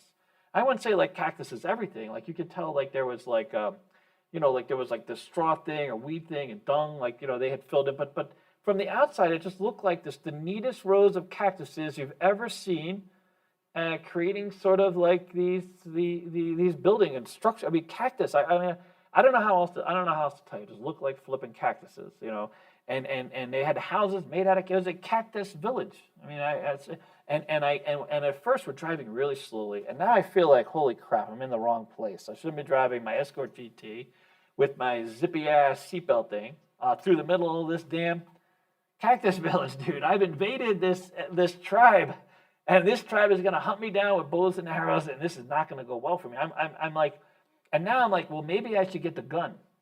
The gun's in the trunk, dude, and the bullets are on the other side. And the guy put the gun in the, you know what I mean? That's not going to work out very well. But so we're just like rolling up the windows, like it's going to help. You know what I mean? We're rolling up the windows, and we're driving through this town, and there's this little kid. And then there's this other person, and there's just a few people out and about. That's it. And you could tell like this village kind of spreads out a little bit. And the point that we had come in, we had exited off of the riverbed, so to speak. And there wasn't all that much of this. But you could see where there was this hill that went down, and there was more of these cactus houses and these sort of thatch it. And by the way, there was like little not aluminum foil, like these little metal things, and intermittently where there was other types of building materials that were used. And I'm like, okay, we got to get the hell out of this village. So I go through, and then I exit, and we literally go up this hill back to where the riverbank is, and I drive at least as far as I can up this hill to a point where we get under this tree, and or I would say like a big ass bush, and I'm able to pull the car into this bush. And then I was like, listen, we got to cover this car. I don't know what the hell I was thinking, because I'm assuming like if it was like this, they could just track. I mean, just a car just drove through their village. I'm sure they can like track tire wheels. Like I'd be the only tire wheels that have been through here in 100 years. Like that'd be the one track to follow. But anyways, what are you gonna do? But so me and Chris at that point, I was like, listen, we're gonna leave the car here and let's go. I'm going to guess right now that no one's going to tow the car, but I don't want to be in the car if the people from the village come. So let's go up the hill. We'll go hang out a little bit. Coast is clear. We'll come back to the car. We'll go from there, right? So I tell Chris, listen, get the bag, because I had this bag that we would carry that had matches, some flint, just stupid ass survival shit that I thought that as a young person you needed on a camping trip. But it was enough usually to kind of light the way. I had a couple lighters, a flashlight in the bag. We had some snacks in the bag, and we also had and then I had another bag where we had a sandwich. I had some sandwiches packed from our trip in Monclova, like actual nice little hoagies, not really hoagies, but whatever the hell they have for sandwiches. And so I have the bag of sandwiches, and he and Chris has the survival bag with us, right? So remember, it was dusk, and now it's starting to get dark, and we're heading up this mountain, and we follow the riverbed up, and then we cut off, and or who knows, and we're just hanging out there, we're talking, and a lot has happened. We're talking about Monclova, and we're talking about the trip down, and this was like the one point where we were really just like, and I was trying to ask him if he's happy. Because you could tell he was starting to experience some anxiety. This wasn't the dream vacation I think he had thought it would be. And now he was starting to think I was going crazy. Me wanting to go to Africa, I don't think he wanted to go to Africa. But he was a champ. He was still staying together and just sort of doing it. So there was a point where we were getting sort of frustrated with our conversation. And I was like, fine, let's just go back. By now it was dark. It was like pitch black. And, what's funny is that, like, there were times where the sky would light up with stars and you could almost see, and especially if there was a moon up, but there was literally, you couldn't see the moon, couldn't see anything. It was just pitch black. And we're at the top of this hill, and for some reason, like, I'm usually pretty good at direction. We couldn't figure out how to go down. Like we knew we had to go down, but if we went down the wrong way, we would end up back in this village, which wasn't prepared for that. We really needed to find a way back to the car. So we start walking down slowly, and the next thing you hear is this bell. This little bell rings, this little ding, ding, ding, ding. And we're like, holy crap, what can that be? And we're like, what makes this noise? And so we keep walking, and now we hear footsteps behind us. We hear footsteps behind us, something shuffling behind us. Something's making noise, and then, of course, so we're crouching down, we're looking around, trying to figure out where this is coming from, and we're on a hillside, so the sound could be bouncing around a little bit. You know what I mean? And then we hear what we both feel is a growl. Something is growling at us, and we're like, "Holy crap!" Now, the first thing that I think about is when I hear the growl, it's got to be a bear. It's got to be a bear.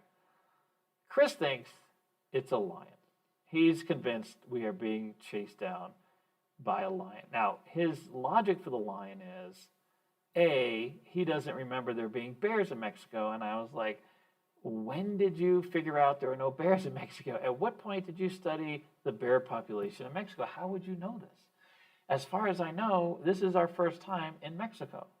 And now, why the fuck do you think there's a lion after us? And he's like, well, I've heard that people keep lions as pets in Mexico. And I'm like, okay.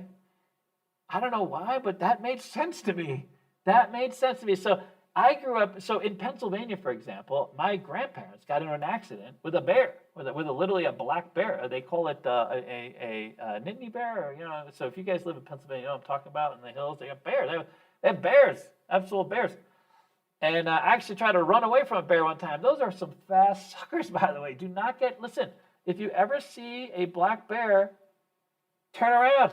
Don't get it. They will chase you down. They will run faster than that big ass bear will chase you down, eat you for breakfast if it wants to, okay? So here we are. It's pitch black. We're on this mountaintop. There's this cactus village below us that we're at this point, because the fear has elevated, they're probably carnivores. They must be carnivores, right? Like, you know what I mean? I'm sure they eat visitors. At that point, there was only the little kid and the mom, and you know what I mean? They weren't hungry. Now they're hungry, and we need to stay the hell away from that village. Meanwhile, their pet lion has tracked us down. And here we are. What the hell are we going to do? And we're like, listen, there's no cover. There's not a lot of, there was one area where we had a little trees a little higher up where we had been sitting, and then beyond that, it's like bushes. It's like a lot of the mountains you run across in this area, right? Or like the desert area kind of thing like this. So we start moving down the steps. Now, interestingly, which I would find out later, this area was like, there were really deep channels of dirt, which I'm told, as I learn area, they were farmers. They were farmers, and they were tilling. This was land that they were tilling or hadn't been using at the time or whatever the hell, because it was so difficult to walk down. Like, it was ridiculously hill, and it was this constant thing. And so we're trying to go down. By the way, I forgot to tell you. Oh my God, I missed the most important thing. I had grabbed the gun. I had grabbed, a little pea shooter. I had grabbed the gun. I took the gun out of the car, and I had grabbed some ammo, and I had my ammo I had just a couple bullets. I had a couple bullets in the gun, and quite honestly, I had shot rifles before, but never handguns. I can remember. No, I had never shot a handgun. But I had done a marksman class in camp and things like this. So, anyways, I had the gun with me. You know what I'm saying? Because David pulled over, grabbed the gun. I was like, aha, this is what I need the gun for. All right, so I have the gun with me. It's in my pocket. It's this big. It's a little bitty bun. I think it had 2 bullets. So you put in 2. It's like a shotgun type of thing. I don't know. It's the weirdest gun. I have to. Some of these days, someone will have to maybe it was it was just the strangest little pea shooter type of gun. But anyways, so I have the gun on me, just so you know. Okay, put that in your head. I also have the sandwiches on me. I got the bag of sandwiches, and then Chris, of course, has the survival bag. And at this point, we're like, listen, Chris, let's break out the survival bag. Get that flashlight out. Because, the one thing I knew was when you use a flashlight, it lights you up. Years later when I entered in the military, I learned how you get backlit and, man, you become a target. But I didn't know I was a target so much as here, let's just light this up and we'll just zoom line, figure out where the village is, run the other way, get to the fucking car, get the hell out of Detroit. Leave this lion in the dust. And, or we can shine the flashlight in the lion's eyes. Maybe that'll get it to run away. We weren't really familiar with how to deal with lions, to be honest with you, because you know what I mean? At least I felt better that it was a lion than a bear for some reason, because when I was younger, I had been chased by a bear. So I was like, I already knew bears were fast, and I was like, maybe the lions, but then, they're probably faster. I don't know. I'm 16. I'm almost 17. I think I'm 17. I think I'm 17 now. So I lean to Chris and I'm like, okay, get out the survival bag, buddy. Guess what? No survival bag. He left it in the car, dude. He not to this day, because I don't even know where he is, what he's doing, everything like that. But he was like, no, you didn't tell me to take the bag. I'm like, of course I took you to take the bag, dude. He's like, well, I thought you had the bag because I'm holding the other brown bag. It's just brown bags. We just had these brown bags. And he's like, because I hold the brown bags with the sandwiches, he thought that I took the survival bag, apparently. But anyways, we argued about it for a minute, and then we hear another growl. We hear a growl. We hear a rustling noise and a growl. And now we're like, okay, this lion is not going to leave us alone. You know what I mean? So we really need. So we start moving down the hill a little bit more, and we get to this. It was this big overgrown line of bushes, like it was meant to be, like someone had planted these, and there were these, big, a line of bushes that literally just formed a wall. And we get behind this line of bushes, and now you can see, once you got stuff in front of you, even as pitch black, even though it's dark outside, you can still see a little bit. Our eyes have adjusted, things like this. And so we get behind, we crouch behind, and we're now, we walked about 500 feet away from whatever the hell was making this noise. The lion. And there it is. Here's the sound again. Little growling and shuffling. This lion wants us, dude. We can't get away from this lion. We're going to have to make a last stand, dude. And Chris is like, well, you got the sandwiches. Maybe it wants the sandwiches. And I'm like, well, they do have meat on them. Maybe they'll be satisfied. You know what I mean? Like, I never knew a lion to like sandwiches.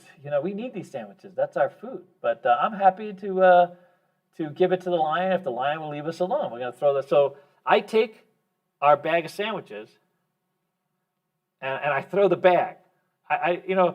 Immediately when I threw the bag, I was like, you know what? I should have taken the sandwich out of the bag, because I'm trying to wonder, like, do lions know how to get into bags? Can they get in the bag? Is that going to happen? Is they going to get in the bag, get the sandwich out, and then work it out? Maybe they got they get some mustard, they call over. I don't know. So it was the weirdest thing. The minute I threw the bag, I'm in panic mode. You know what I mean? Like it's dark, I'm cold, it's flipping freezing out, by the way. And we got a lion on our ass, and I have this, and so I'm like, screw it, here's the damn sandwiches, and I'm pissed that I have to give up the sandwiches, and that the fact that it wants the sandwiches is annoying me, and then I realized, you know what, I should have served the sandwiches a little nicer.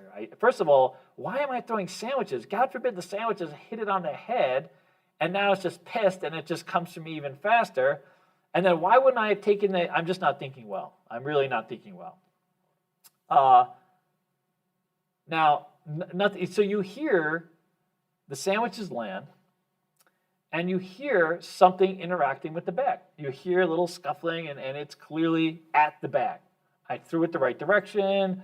It's at the bag, and it's fumbling with the bag. And I'm like, you see that? I should have taken the damn sandwich out of the bag, because now it seems like it's having trouble getting in the damn bag. And if you're a lion, like, how the hell do you have trouble? Just, you know what I mean? Get in there and get that sandwich and just leave us the hell alone so we can be on our way. Anyways, it doesn't, not too much time passes, about, maybe a minute, 2 minutes, and we're sitting there, we're thinking that maybe it's eating the sandwich, I don't know, it's just making noise. And so I'm like, listen here, I'm going to use this gun, dude. I'm gonna shoot it. I'm not even going to try to shoot it, but I'm going to shoot up, and hopefully I'm going to scare it the hell away, because, I mean, we gotta shoot it. And I wasn't shooting at it, because the last thing I want to do is piss it off, right? I'm going to shoot above it, because that's not going to piss it off. Like, I'm going to shoot in the air, and we're going to run to hell somewhere. We don't have any light. We don't know where the hell we're going, but we got to get away from the lion. Right now, the lion's our biggest issue. We got to get away from this lion. This pet lion is really going to screw our day over. So you know what I do? I take out this little pea shooter. And damn, does that pea shooter make some noise, dude. I shoot up in the air, and it sounds like you hear this crack from this gun. And, we're on a hillside, and it's just reverberating off the hillside like I'm the cavalry over here. You know what I mean? All I did, one shoot out of this little bitty gun, and it makes all this damn noise. And the next thing you know, we see down the hill, I would say about a half mile down the hill, a flood of lights. All of a sudden, a whole bunch of lights go on and flood the hill with lights. Flood the hill with lights. What happened to indigenous tribe? You know what I mean? Who has floodlights at a cactus village? Like, where the hell are we? Where we've been transported to, like, there's floodlights flooding this area of farmland, or wherever the hell we were, because I didn't know it was farmland at the time. And we're all lit up. And do you know what the lion? So we look up, we see there's a lion. It's not a lion, dude. It's a flipping donkey with a bell. And you know what's so funny? We had originally said, hey, you hear that bell? And if we had thought about it for a second, it was just a little donkey with a bell following us down the damn hill. Brutal. Anyways, now we've got a whole town awake. A gunshot went off, and literally the next thing you hear is horses. You can see down there, it's all lit up. You can see down there, you can see down the valley where, like, it's all lit up. We're on the side of the bushes closest to where all this is, and straight down this hill is this field, all lit up, and all of a sudden there's all these guys getting up on horses, and guess what else they got with them? Rifles. And you can see them. They're all lit up. They're all backlit. I can see them plain as day. They're all backlit. And I don't know, there's like 5 of them. And I'm like, holy crap. This just went from bad lion to bad people, dude. This is going to go south. And you know what's so interesting? The whole time I thought about it is like, listen, if we just tell them, if we just jump out and say, hey, how are you? I'm from, you know what I mean? Like, we'll just tell them, and maybe it would be a big kumbaya, and we'll go and have tea. But I wasn't willing to risk it. I don't know why I wasn't willing to risk it, but I thought the whole time, like, everything's been great up to now, but this could be the one place I don't want to be. You know what I mean? We get on the other side of the bushes. We get on, literally, that's all there is. There's this wall of bushes that line this one thing. And we get on the other side. These horses thunder up to us with rifles. Chris is literally, we're shivering, by the way, because it's freezing outside. Okay, it's really late at night. It's freezing. We didn't prepare for this at all. And he pees himself. He pees himself, man. And I don't blame him, by the way, because I was scared. I was so scared. You have no idea. And I thought that out of this stupid confusion of a stupid flipping goat with a bell and a sandwich, we were going to be just killed, dude. We were in the wrong place, the wrong time. This is it. This is the end of it. This is the end of the road. And it was all over here. And they rode up that hill, and I kid you not, I thought I made eye contact. There was one guy on a horse that made it to the side of the bushes and looks behind the bushes, and I thought I made eye contact with him. And then so I would come to find out how backlighting works once I got in the military. I was a dragon gunner, that kind of thing. And so I find out. And so like because of where we were and how dark it was, and that the light extended behind them, it made them difficult to see us. Like they would have had to be in a different position, or the lights would have had to hit us directly. But because we were behind these bushes, and we had the absence of light, and because they were backlit, it would have been very hard for them to see us where we are. We got really lucky, that's all. Really flippin' lucky. Anyways. Amazingly, after this happened, we sat there for, I don't know, a couple minutes, but we were so cold, we knew we had to get moving. Like, there was no way to stop for long. We wanted to just rest and just rest. It was tough. I mean, that whole thing took probably 15, 20 minutes. And instead, we had to get back. I knew our only way to get back was to get back to the car. And I started to remember how we had first followed this tree line that had followed the riverbed, and that was, I think, was the problem, is we had passed over this tree line, and we had entered kind of like this, and so it had confused us, and so we kind of pushed through this tree line that was up along along the hillside, and managed to. When I say tree line, I mean like a big ass bush line, and sure enough, we came down and we hit the rock bed, or we hit that riverbed. And from where I could see the riverbed was, I knew that we had literally overshot where we had hidden the car. And so we were able to go back up this riverbed, and we found the car, and we started up the car, and we didn't want to drive.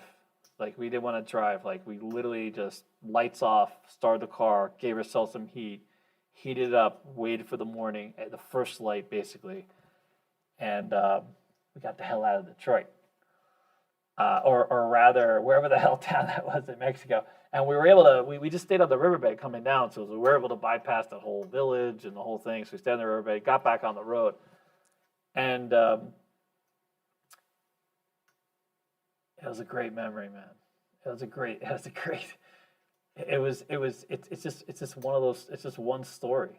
It's one story of so many stories that have made up my life. It was just a fantastic experience. I don't know.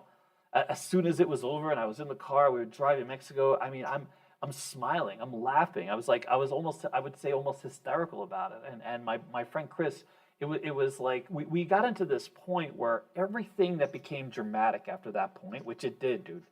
You have no idea.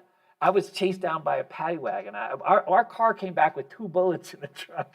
I was literally in the middle of a gang war at one point. I'm gonna share it all with you. I'm gonna share every single story. It's all true. It's all true. So I will tell you how I got over the border. I will tell you the convoy. I will tell you the house I stayed in and the experience I had and how I made it back. All of it. I'm gonna tell you all of it. I'm gonna slow it down and I'm gonna share it just like this. All the specific things. And if you wonder like how it happened because I had nothing else. I had nothing else. There was nothing else. There was literally nothing else. I wanted it. I wanted all of it. And I was racing for the end at the time, what I thought was the end. Even today, it's amazing to me that I'm still here. I'm still here and I'm sharing this with you. And I'm alive and I'm vibrant. The success that I've had is amazing. But it makes sense, right? It makes sense because I have nowhere back. I have nowhere else to go. And my whole life has been that way. So I have been prepared to do everything, right? And now it's for me, it's just about people, right? And the next time I have the story, I'm going to start in Mexico City, and I will tell you that is another. There's some pants peeing going on in Mexico City. You follow? But I want to share this whole thing. You know, I had a guy before we end, anecdotally, who was with CBS News, and he interviewed me. So if you don't already know, I was the guy who opened the Covenant House. I was that homeless kid who gave the interview. I was there with Lily Tomlin and Mayor Bradley and all these people. And I was the kid. And if you look it up in the LA Times, and you'll see me standing right there. My name is right there. And you'll see the dude in the background. And I was there. I was that guy because I was one of the few articulate people at the time that sort of fit the narrative. You know what I mean? Let's throw David out there. He can have a conversation with TVs, you know? And I met this guy who wanted to do my story. He heard my story and some of it, and people referred him to me. And he was tracking me down for a while to try to write it or put it out there. And I felt like there was never a time when I could share. There's never a time when I didn't feel ashamed, when I didn't feel somehow that I'm not really sure. But what's funny is like we all deal with depression. We all have issues. We're all different. We're all quirky. We're all weird. We're all strangers to ourselves in many ways. And the older I get, and it doesn't necessarily get better. It gets different. You know, I've come to the point in my life where I have things to lose now. I have people. I have a home. I have a life, but my priorities are different. The money scares me more than anything else because I know what money does to people, but it's also part of the journey. It's part of the experience I have, and I'm in this point right now, where I'm at right this second, where I've never been this terrified before. I've never been this scared. I've never had as many sleepless nights I have because I have people, and that's also part of the joy. And that's part of the journey. That's part of the story I have, right? And now I'm going to get to the other side, and I'm not going to be alone. And I'm going to be living my best life. I'm going to make it what I can for myself because guess what? I can do that. And sharing this story with you, and sharing, like if you were on Patreon, you got to hear my Scientology story. How is it Scientology? It goes on and on. You have no idea. Just wait for it. Just wait for it. You guys have heard nothing. I know I talked about being homeless. Wait for that. So I shared a lot of this on Patreon because on Patreon I can be very unfiltered, and it's easier for me to have the conversation. But I'm going to share it now because it's my own coming out story, as you will.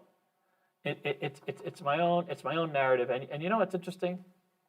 Because past all the politics and past all the differences and past all the stress and the bills and the timestamps and all these things that we have to do, it's still a journey. It's still a story. And if you're not focused on the story and the people, you're focused on the wrong things, I think.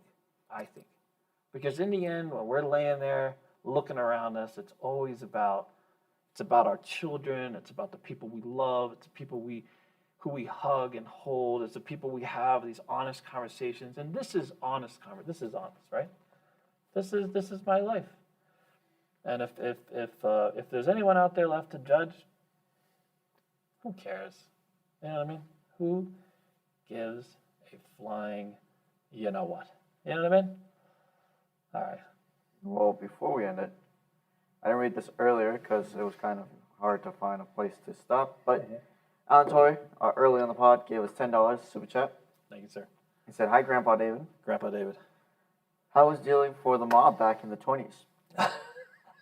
Back then, did the mob sell 95 baked potatoes plus the 50-cent convenience fee?" Yeah, that's still so crazy. We still want to try the $95. But can you imagine $95 hot caviar, or hot potato with cold caviar? I mean, the combo doesn't make sense. Like, you would think they would have like some Irish cream, or you know what I mean, something to dress it up in. You know what I mean?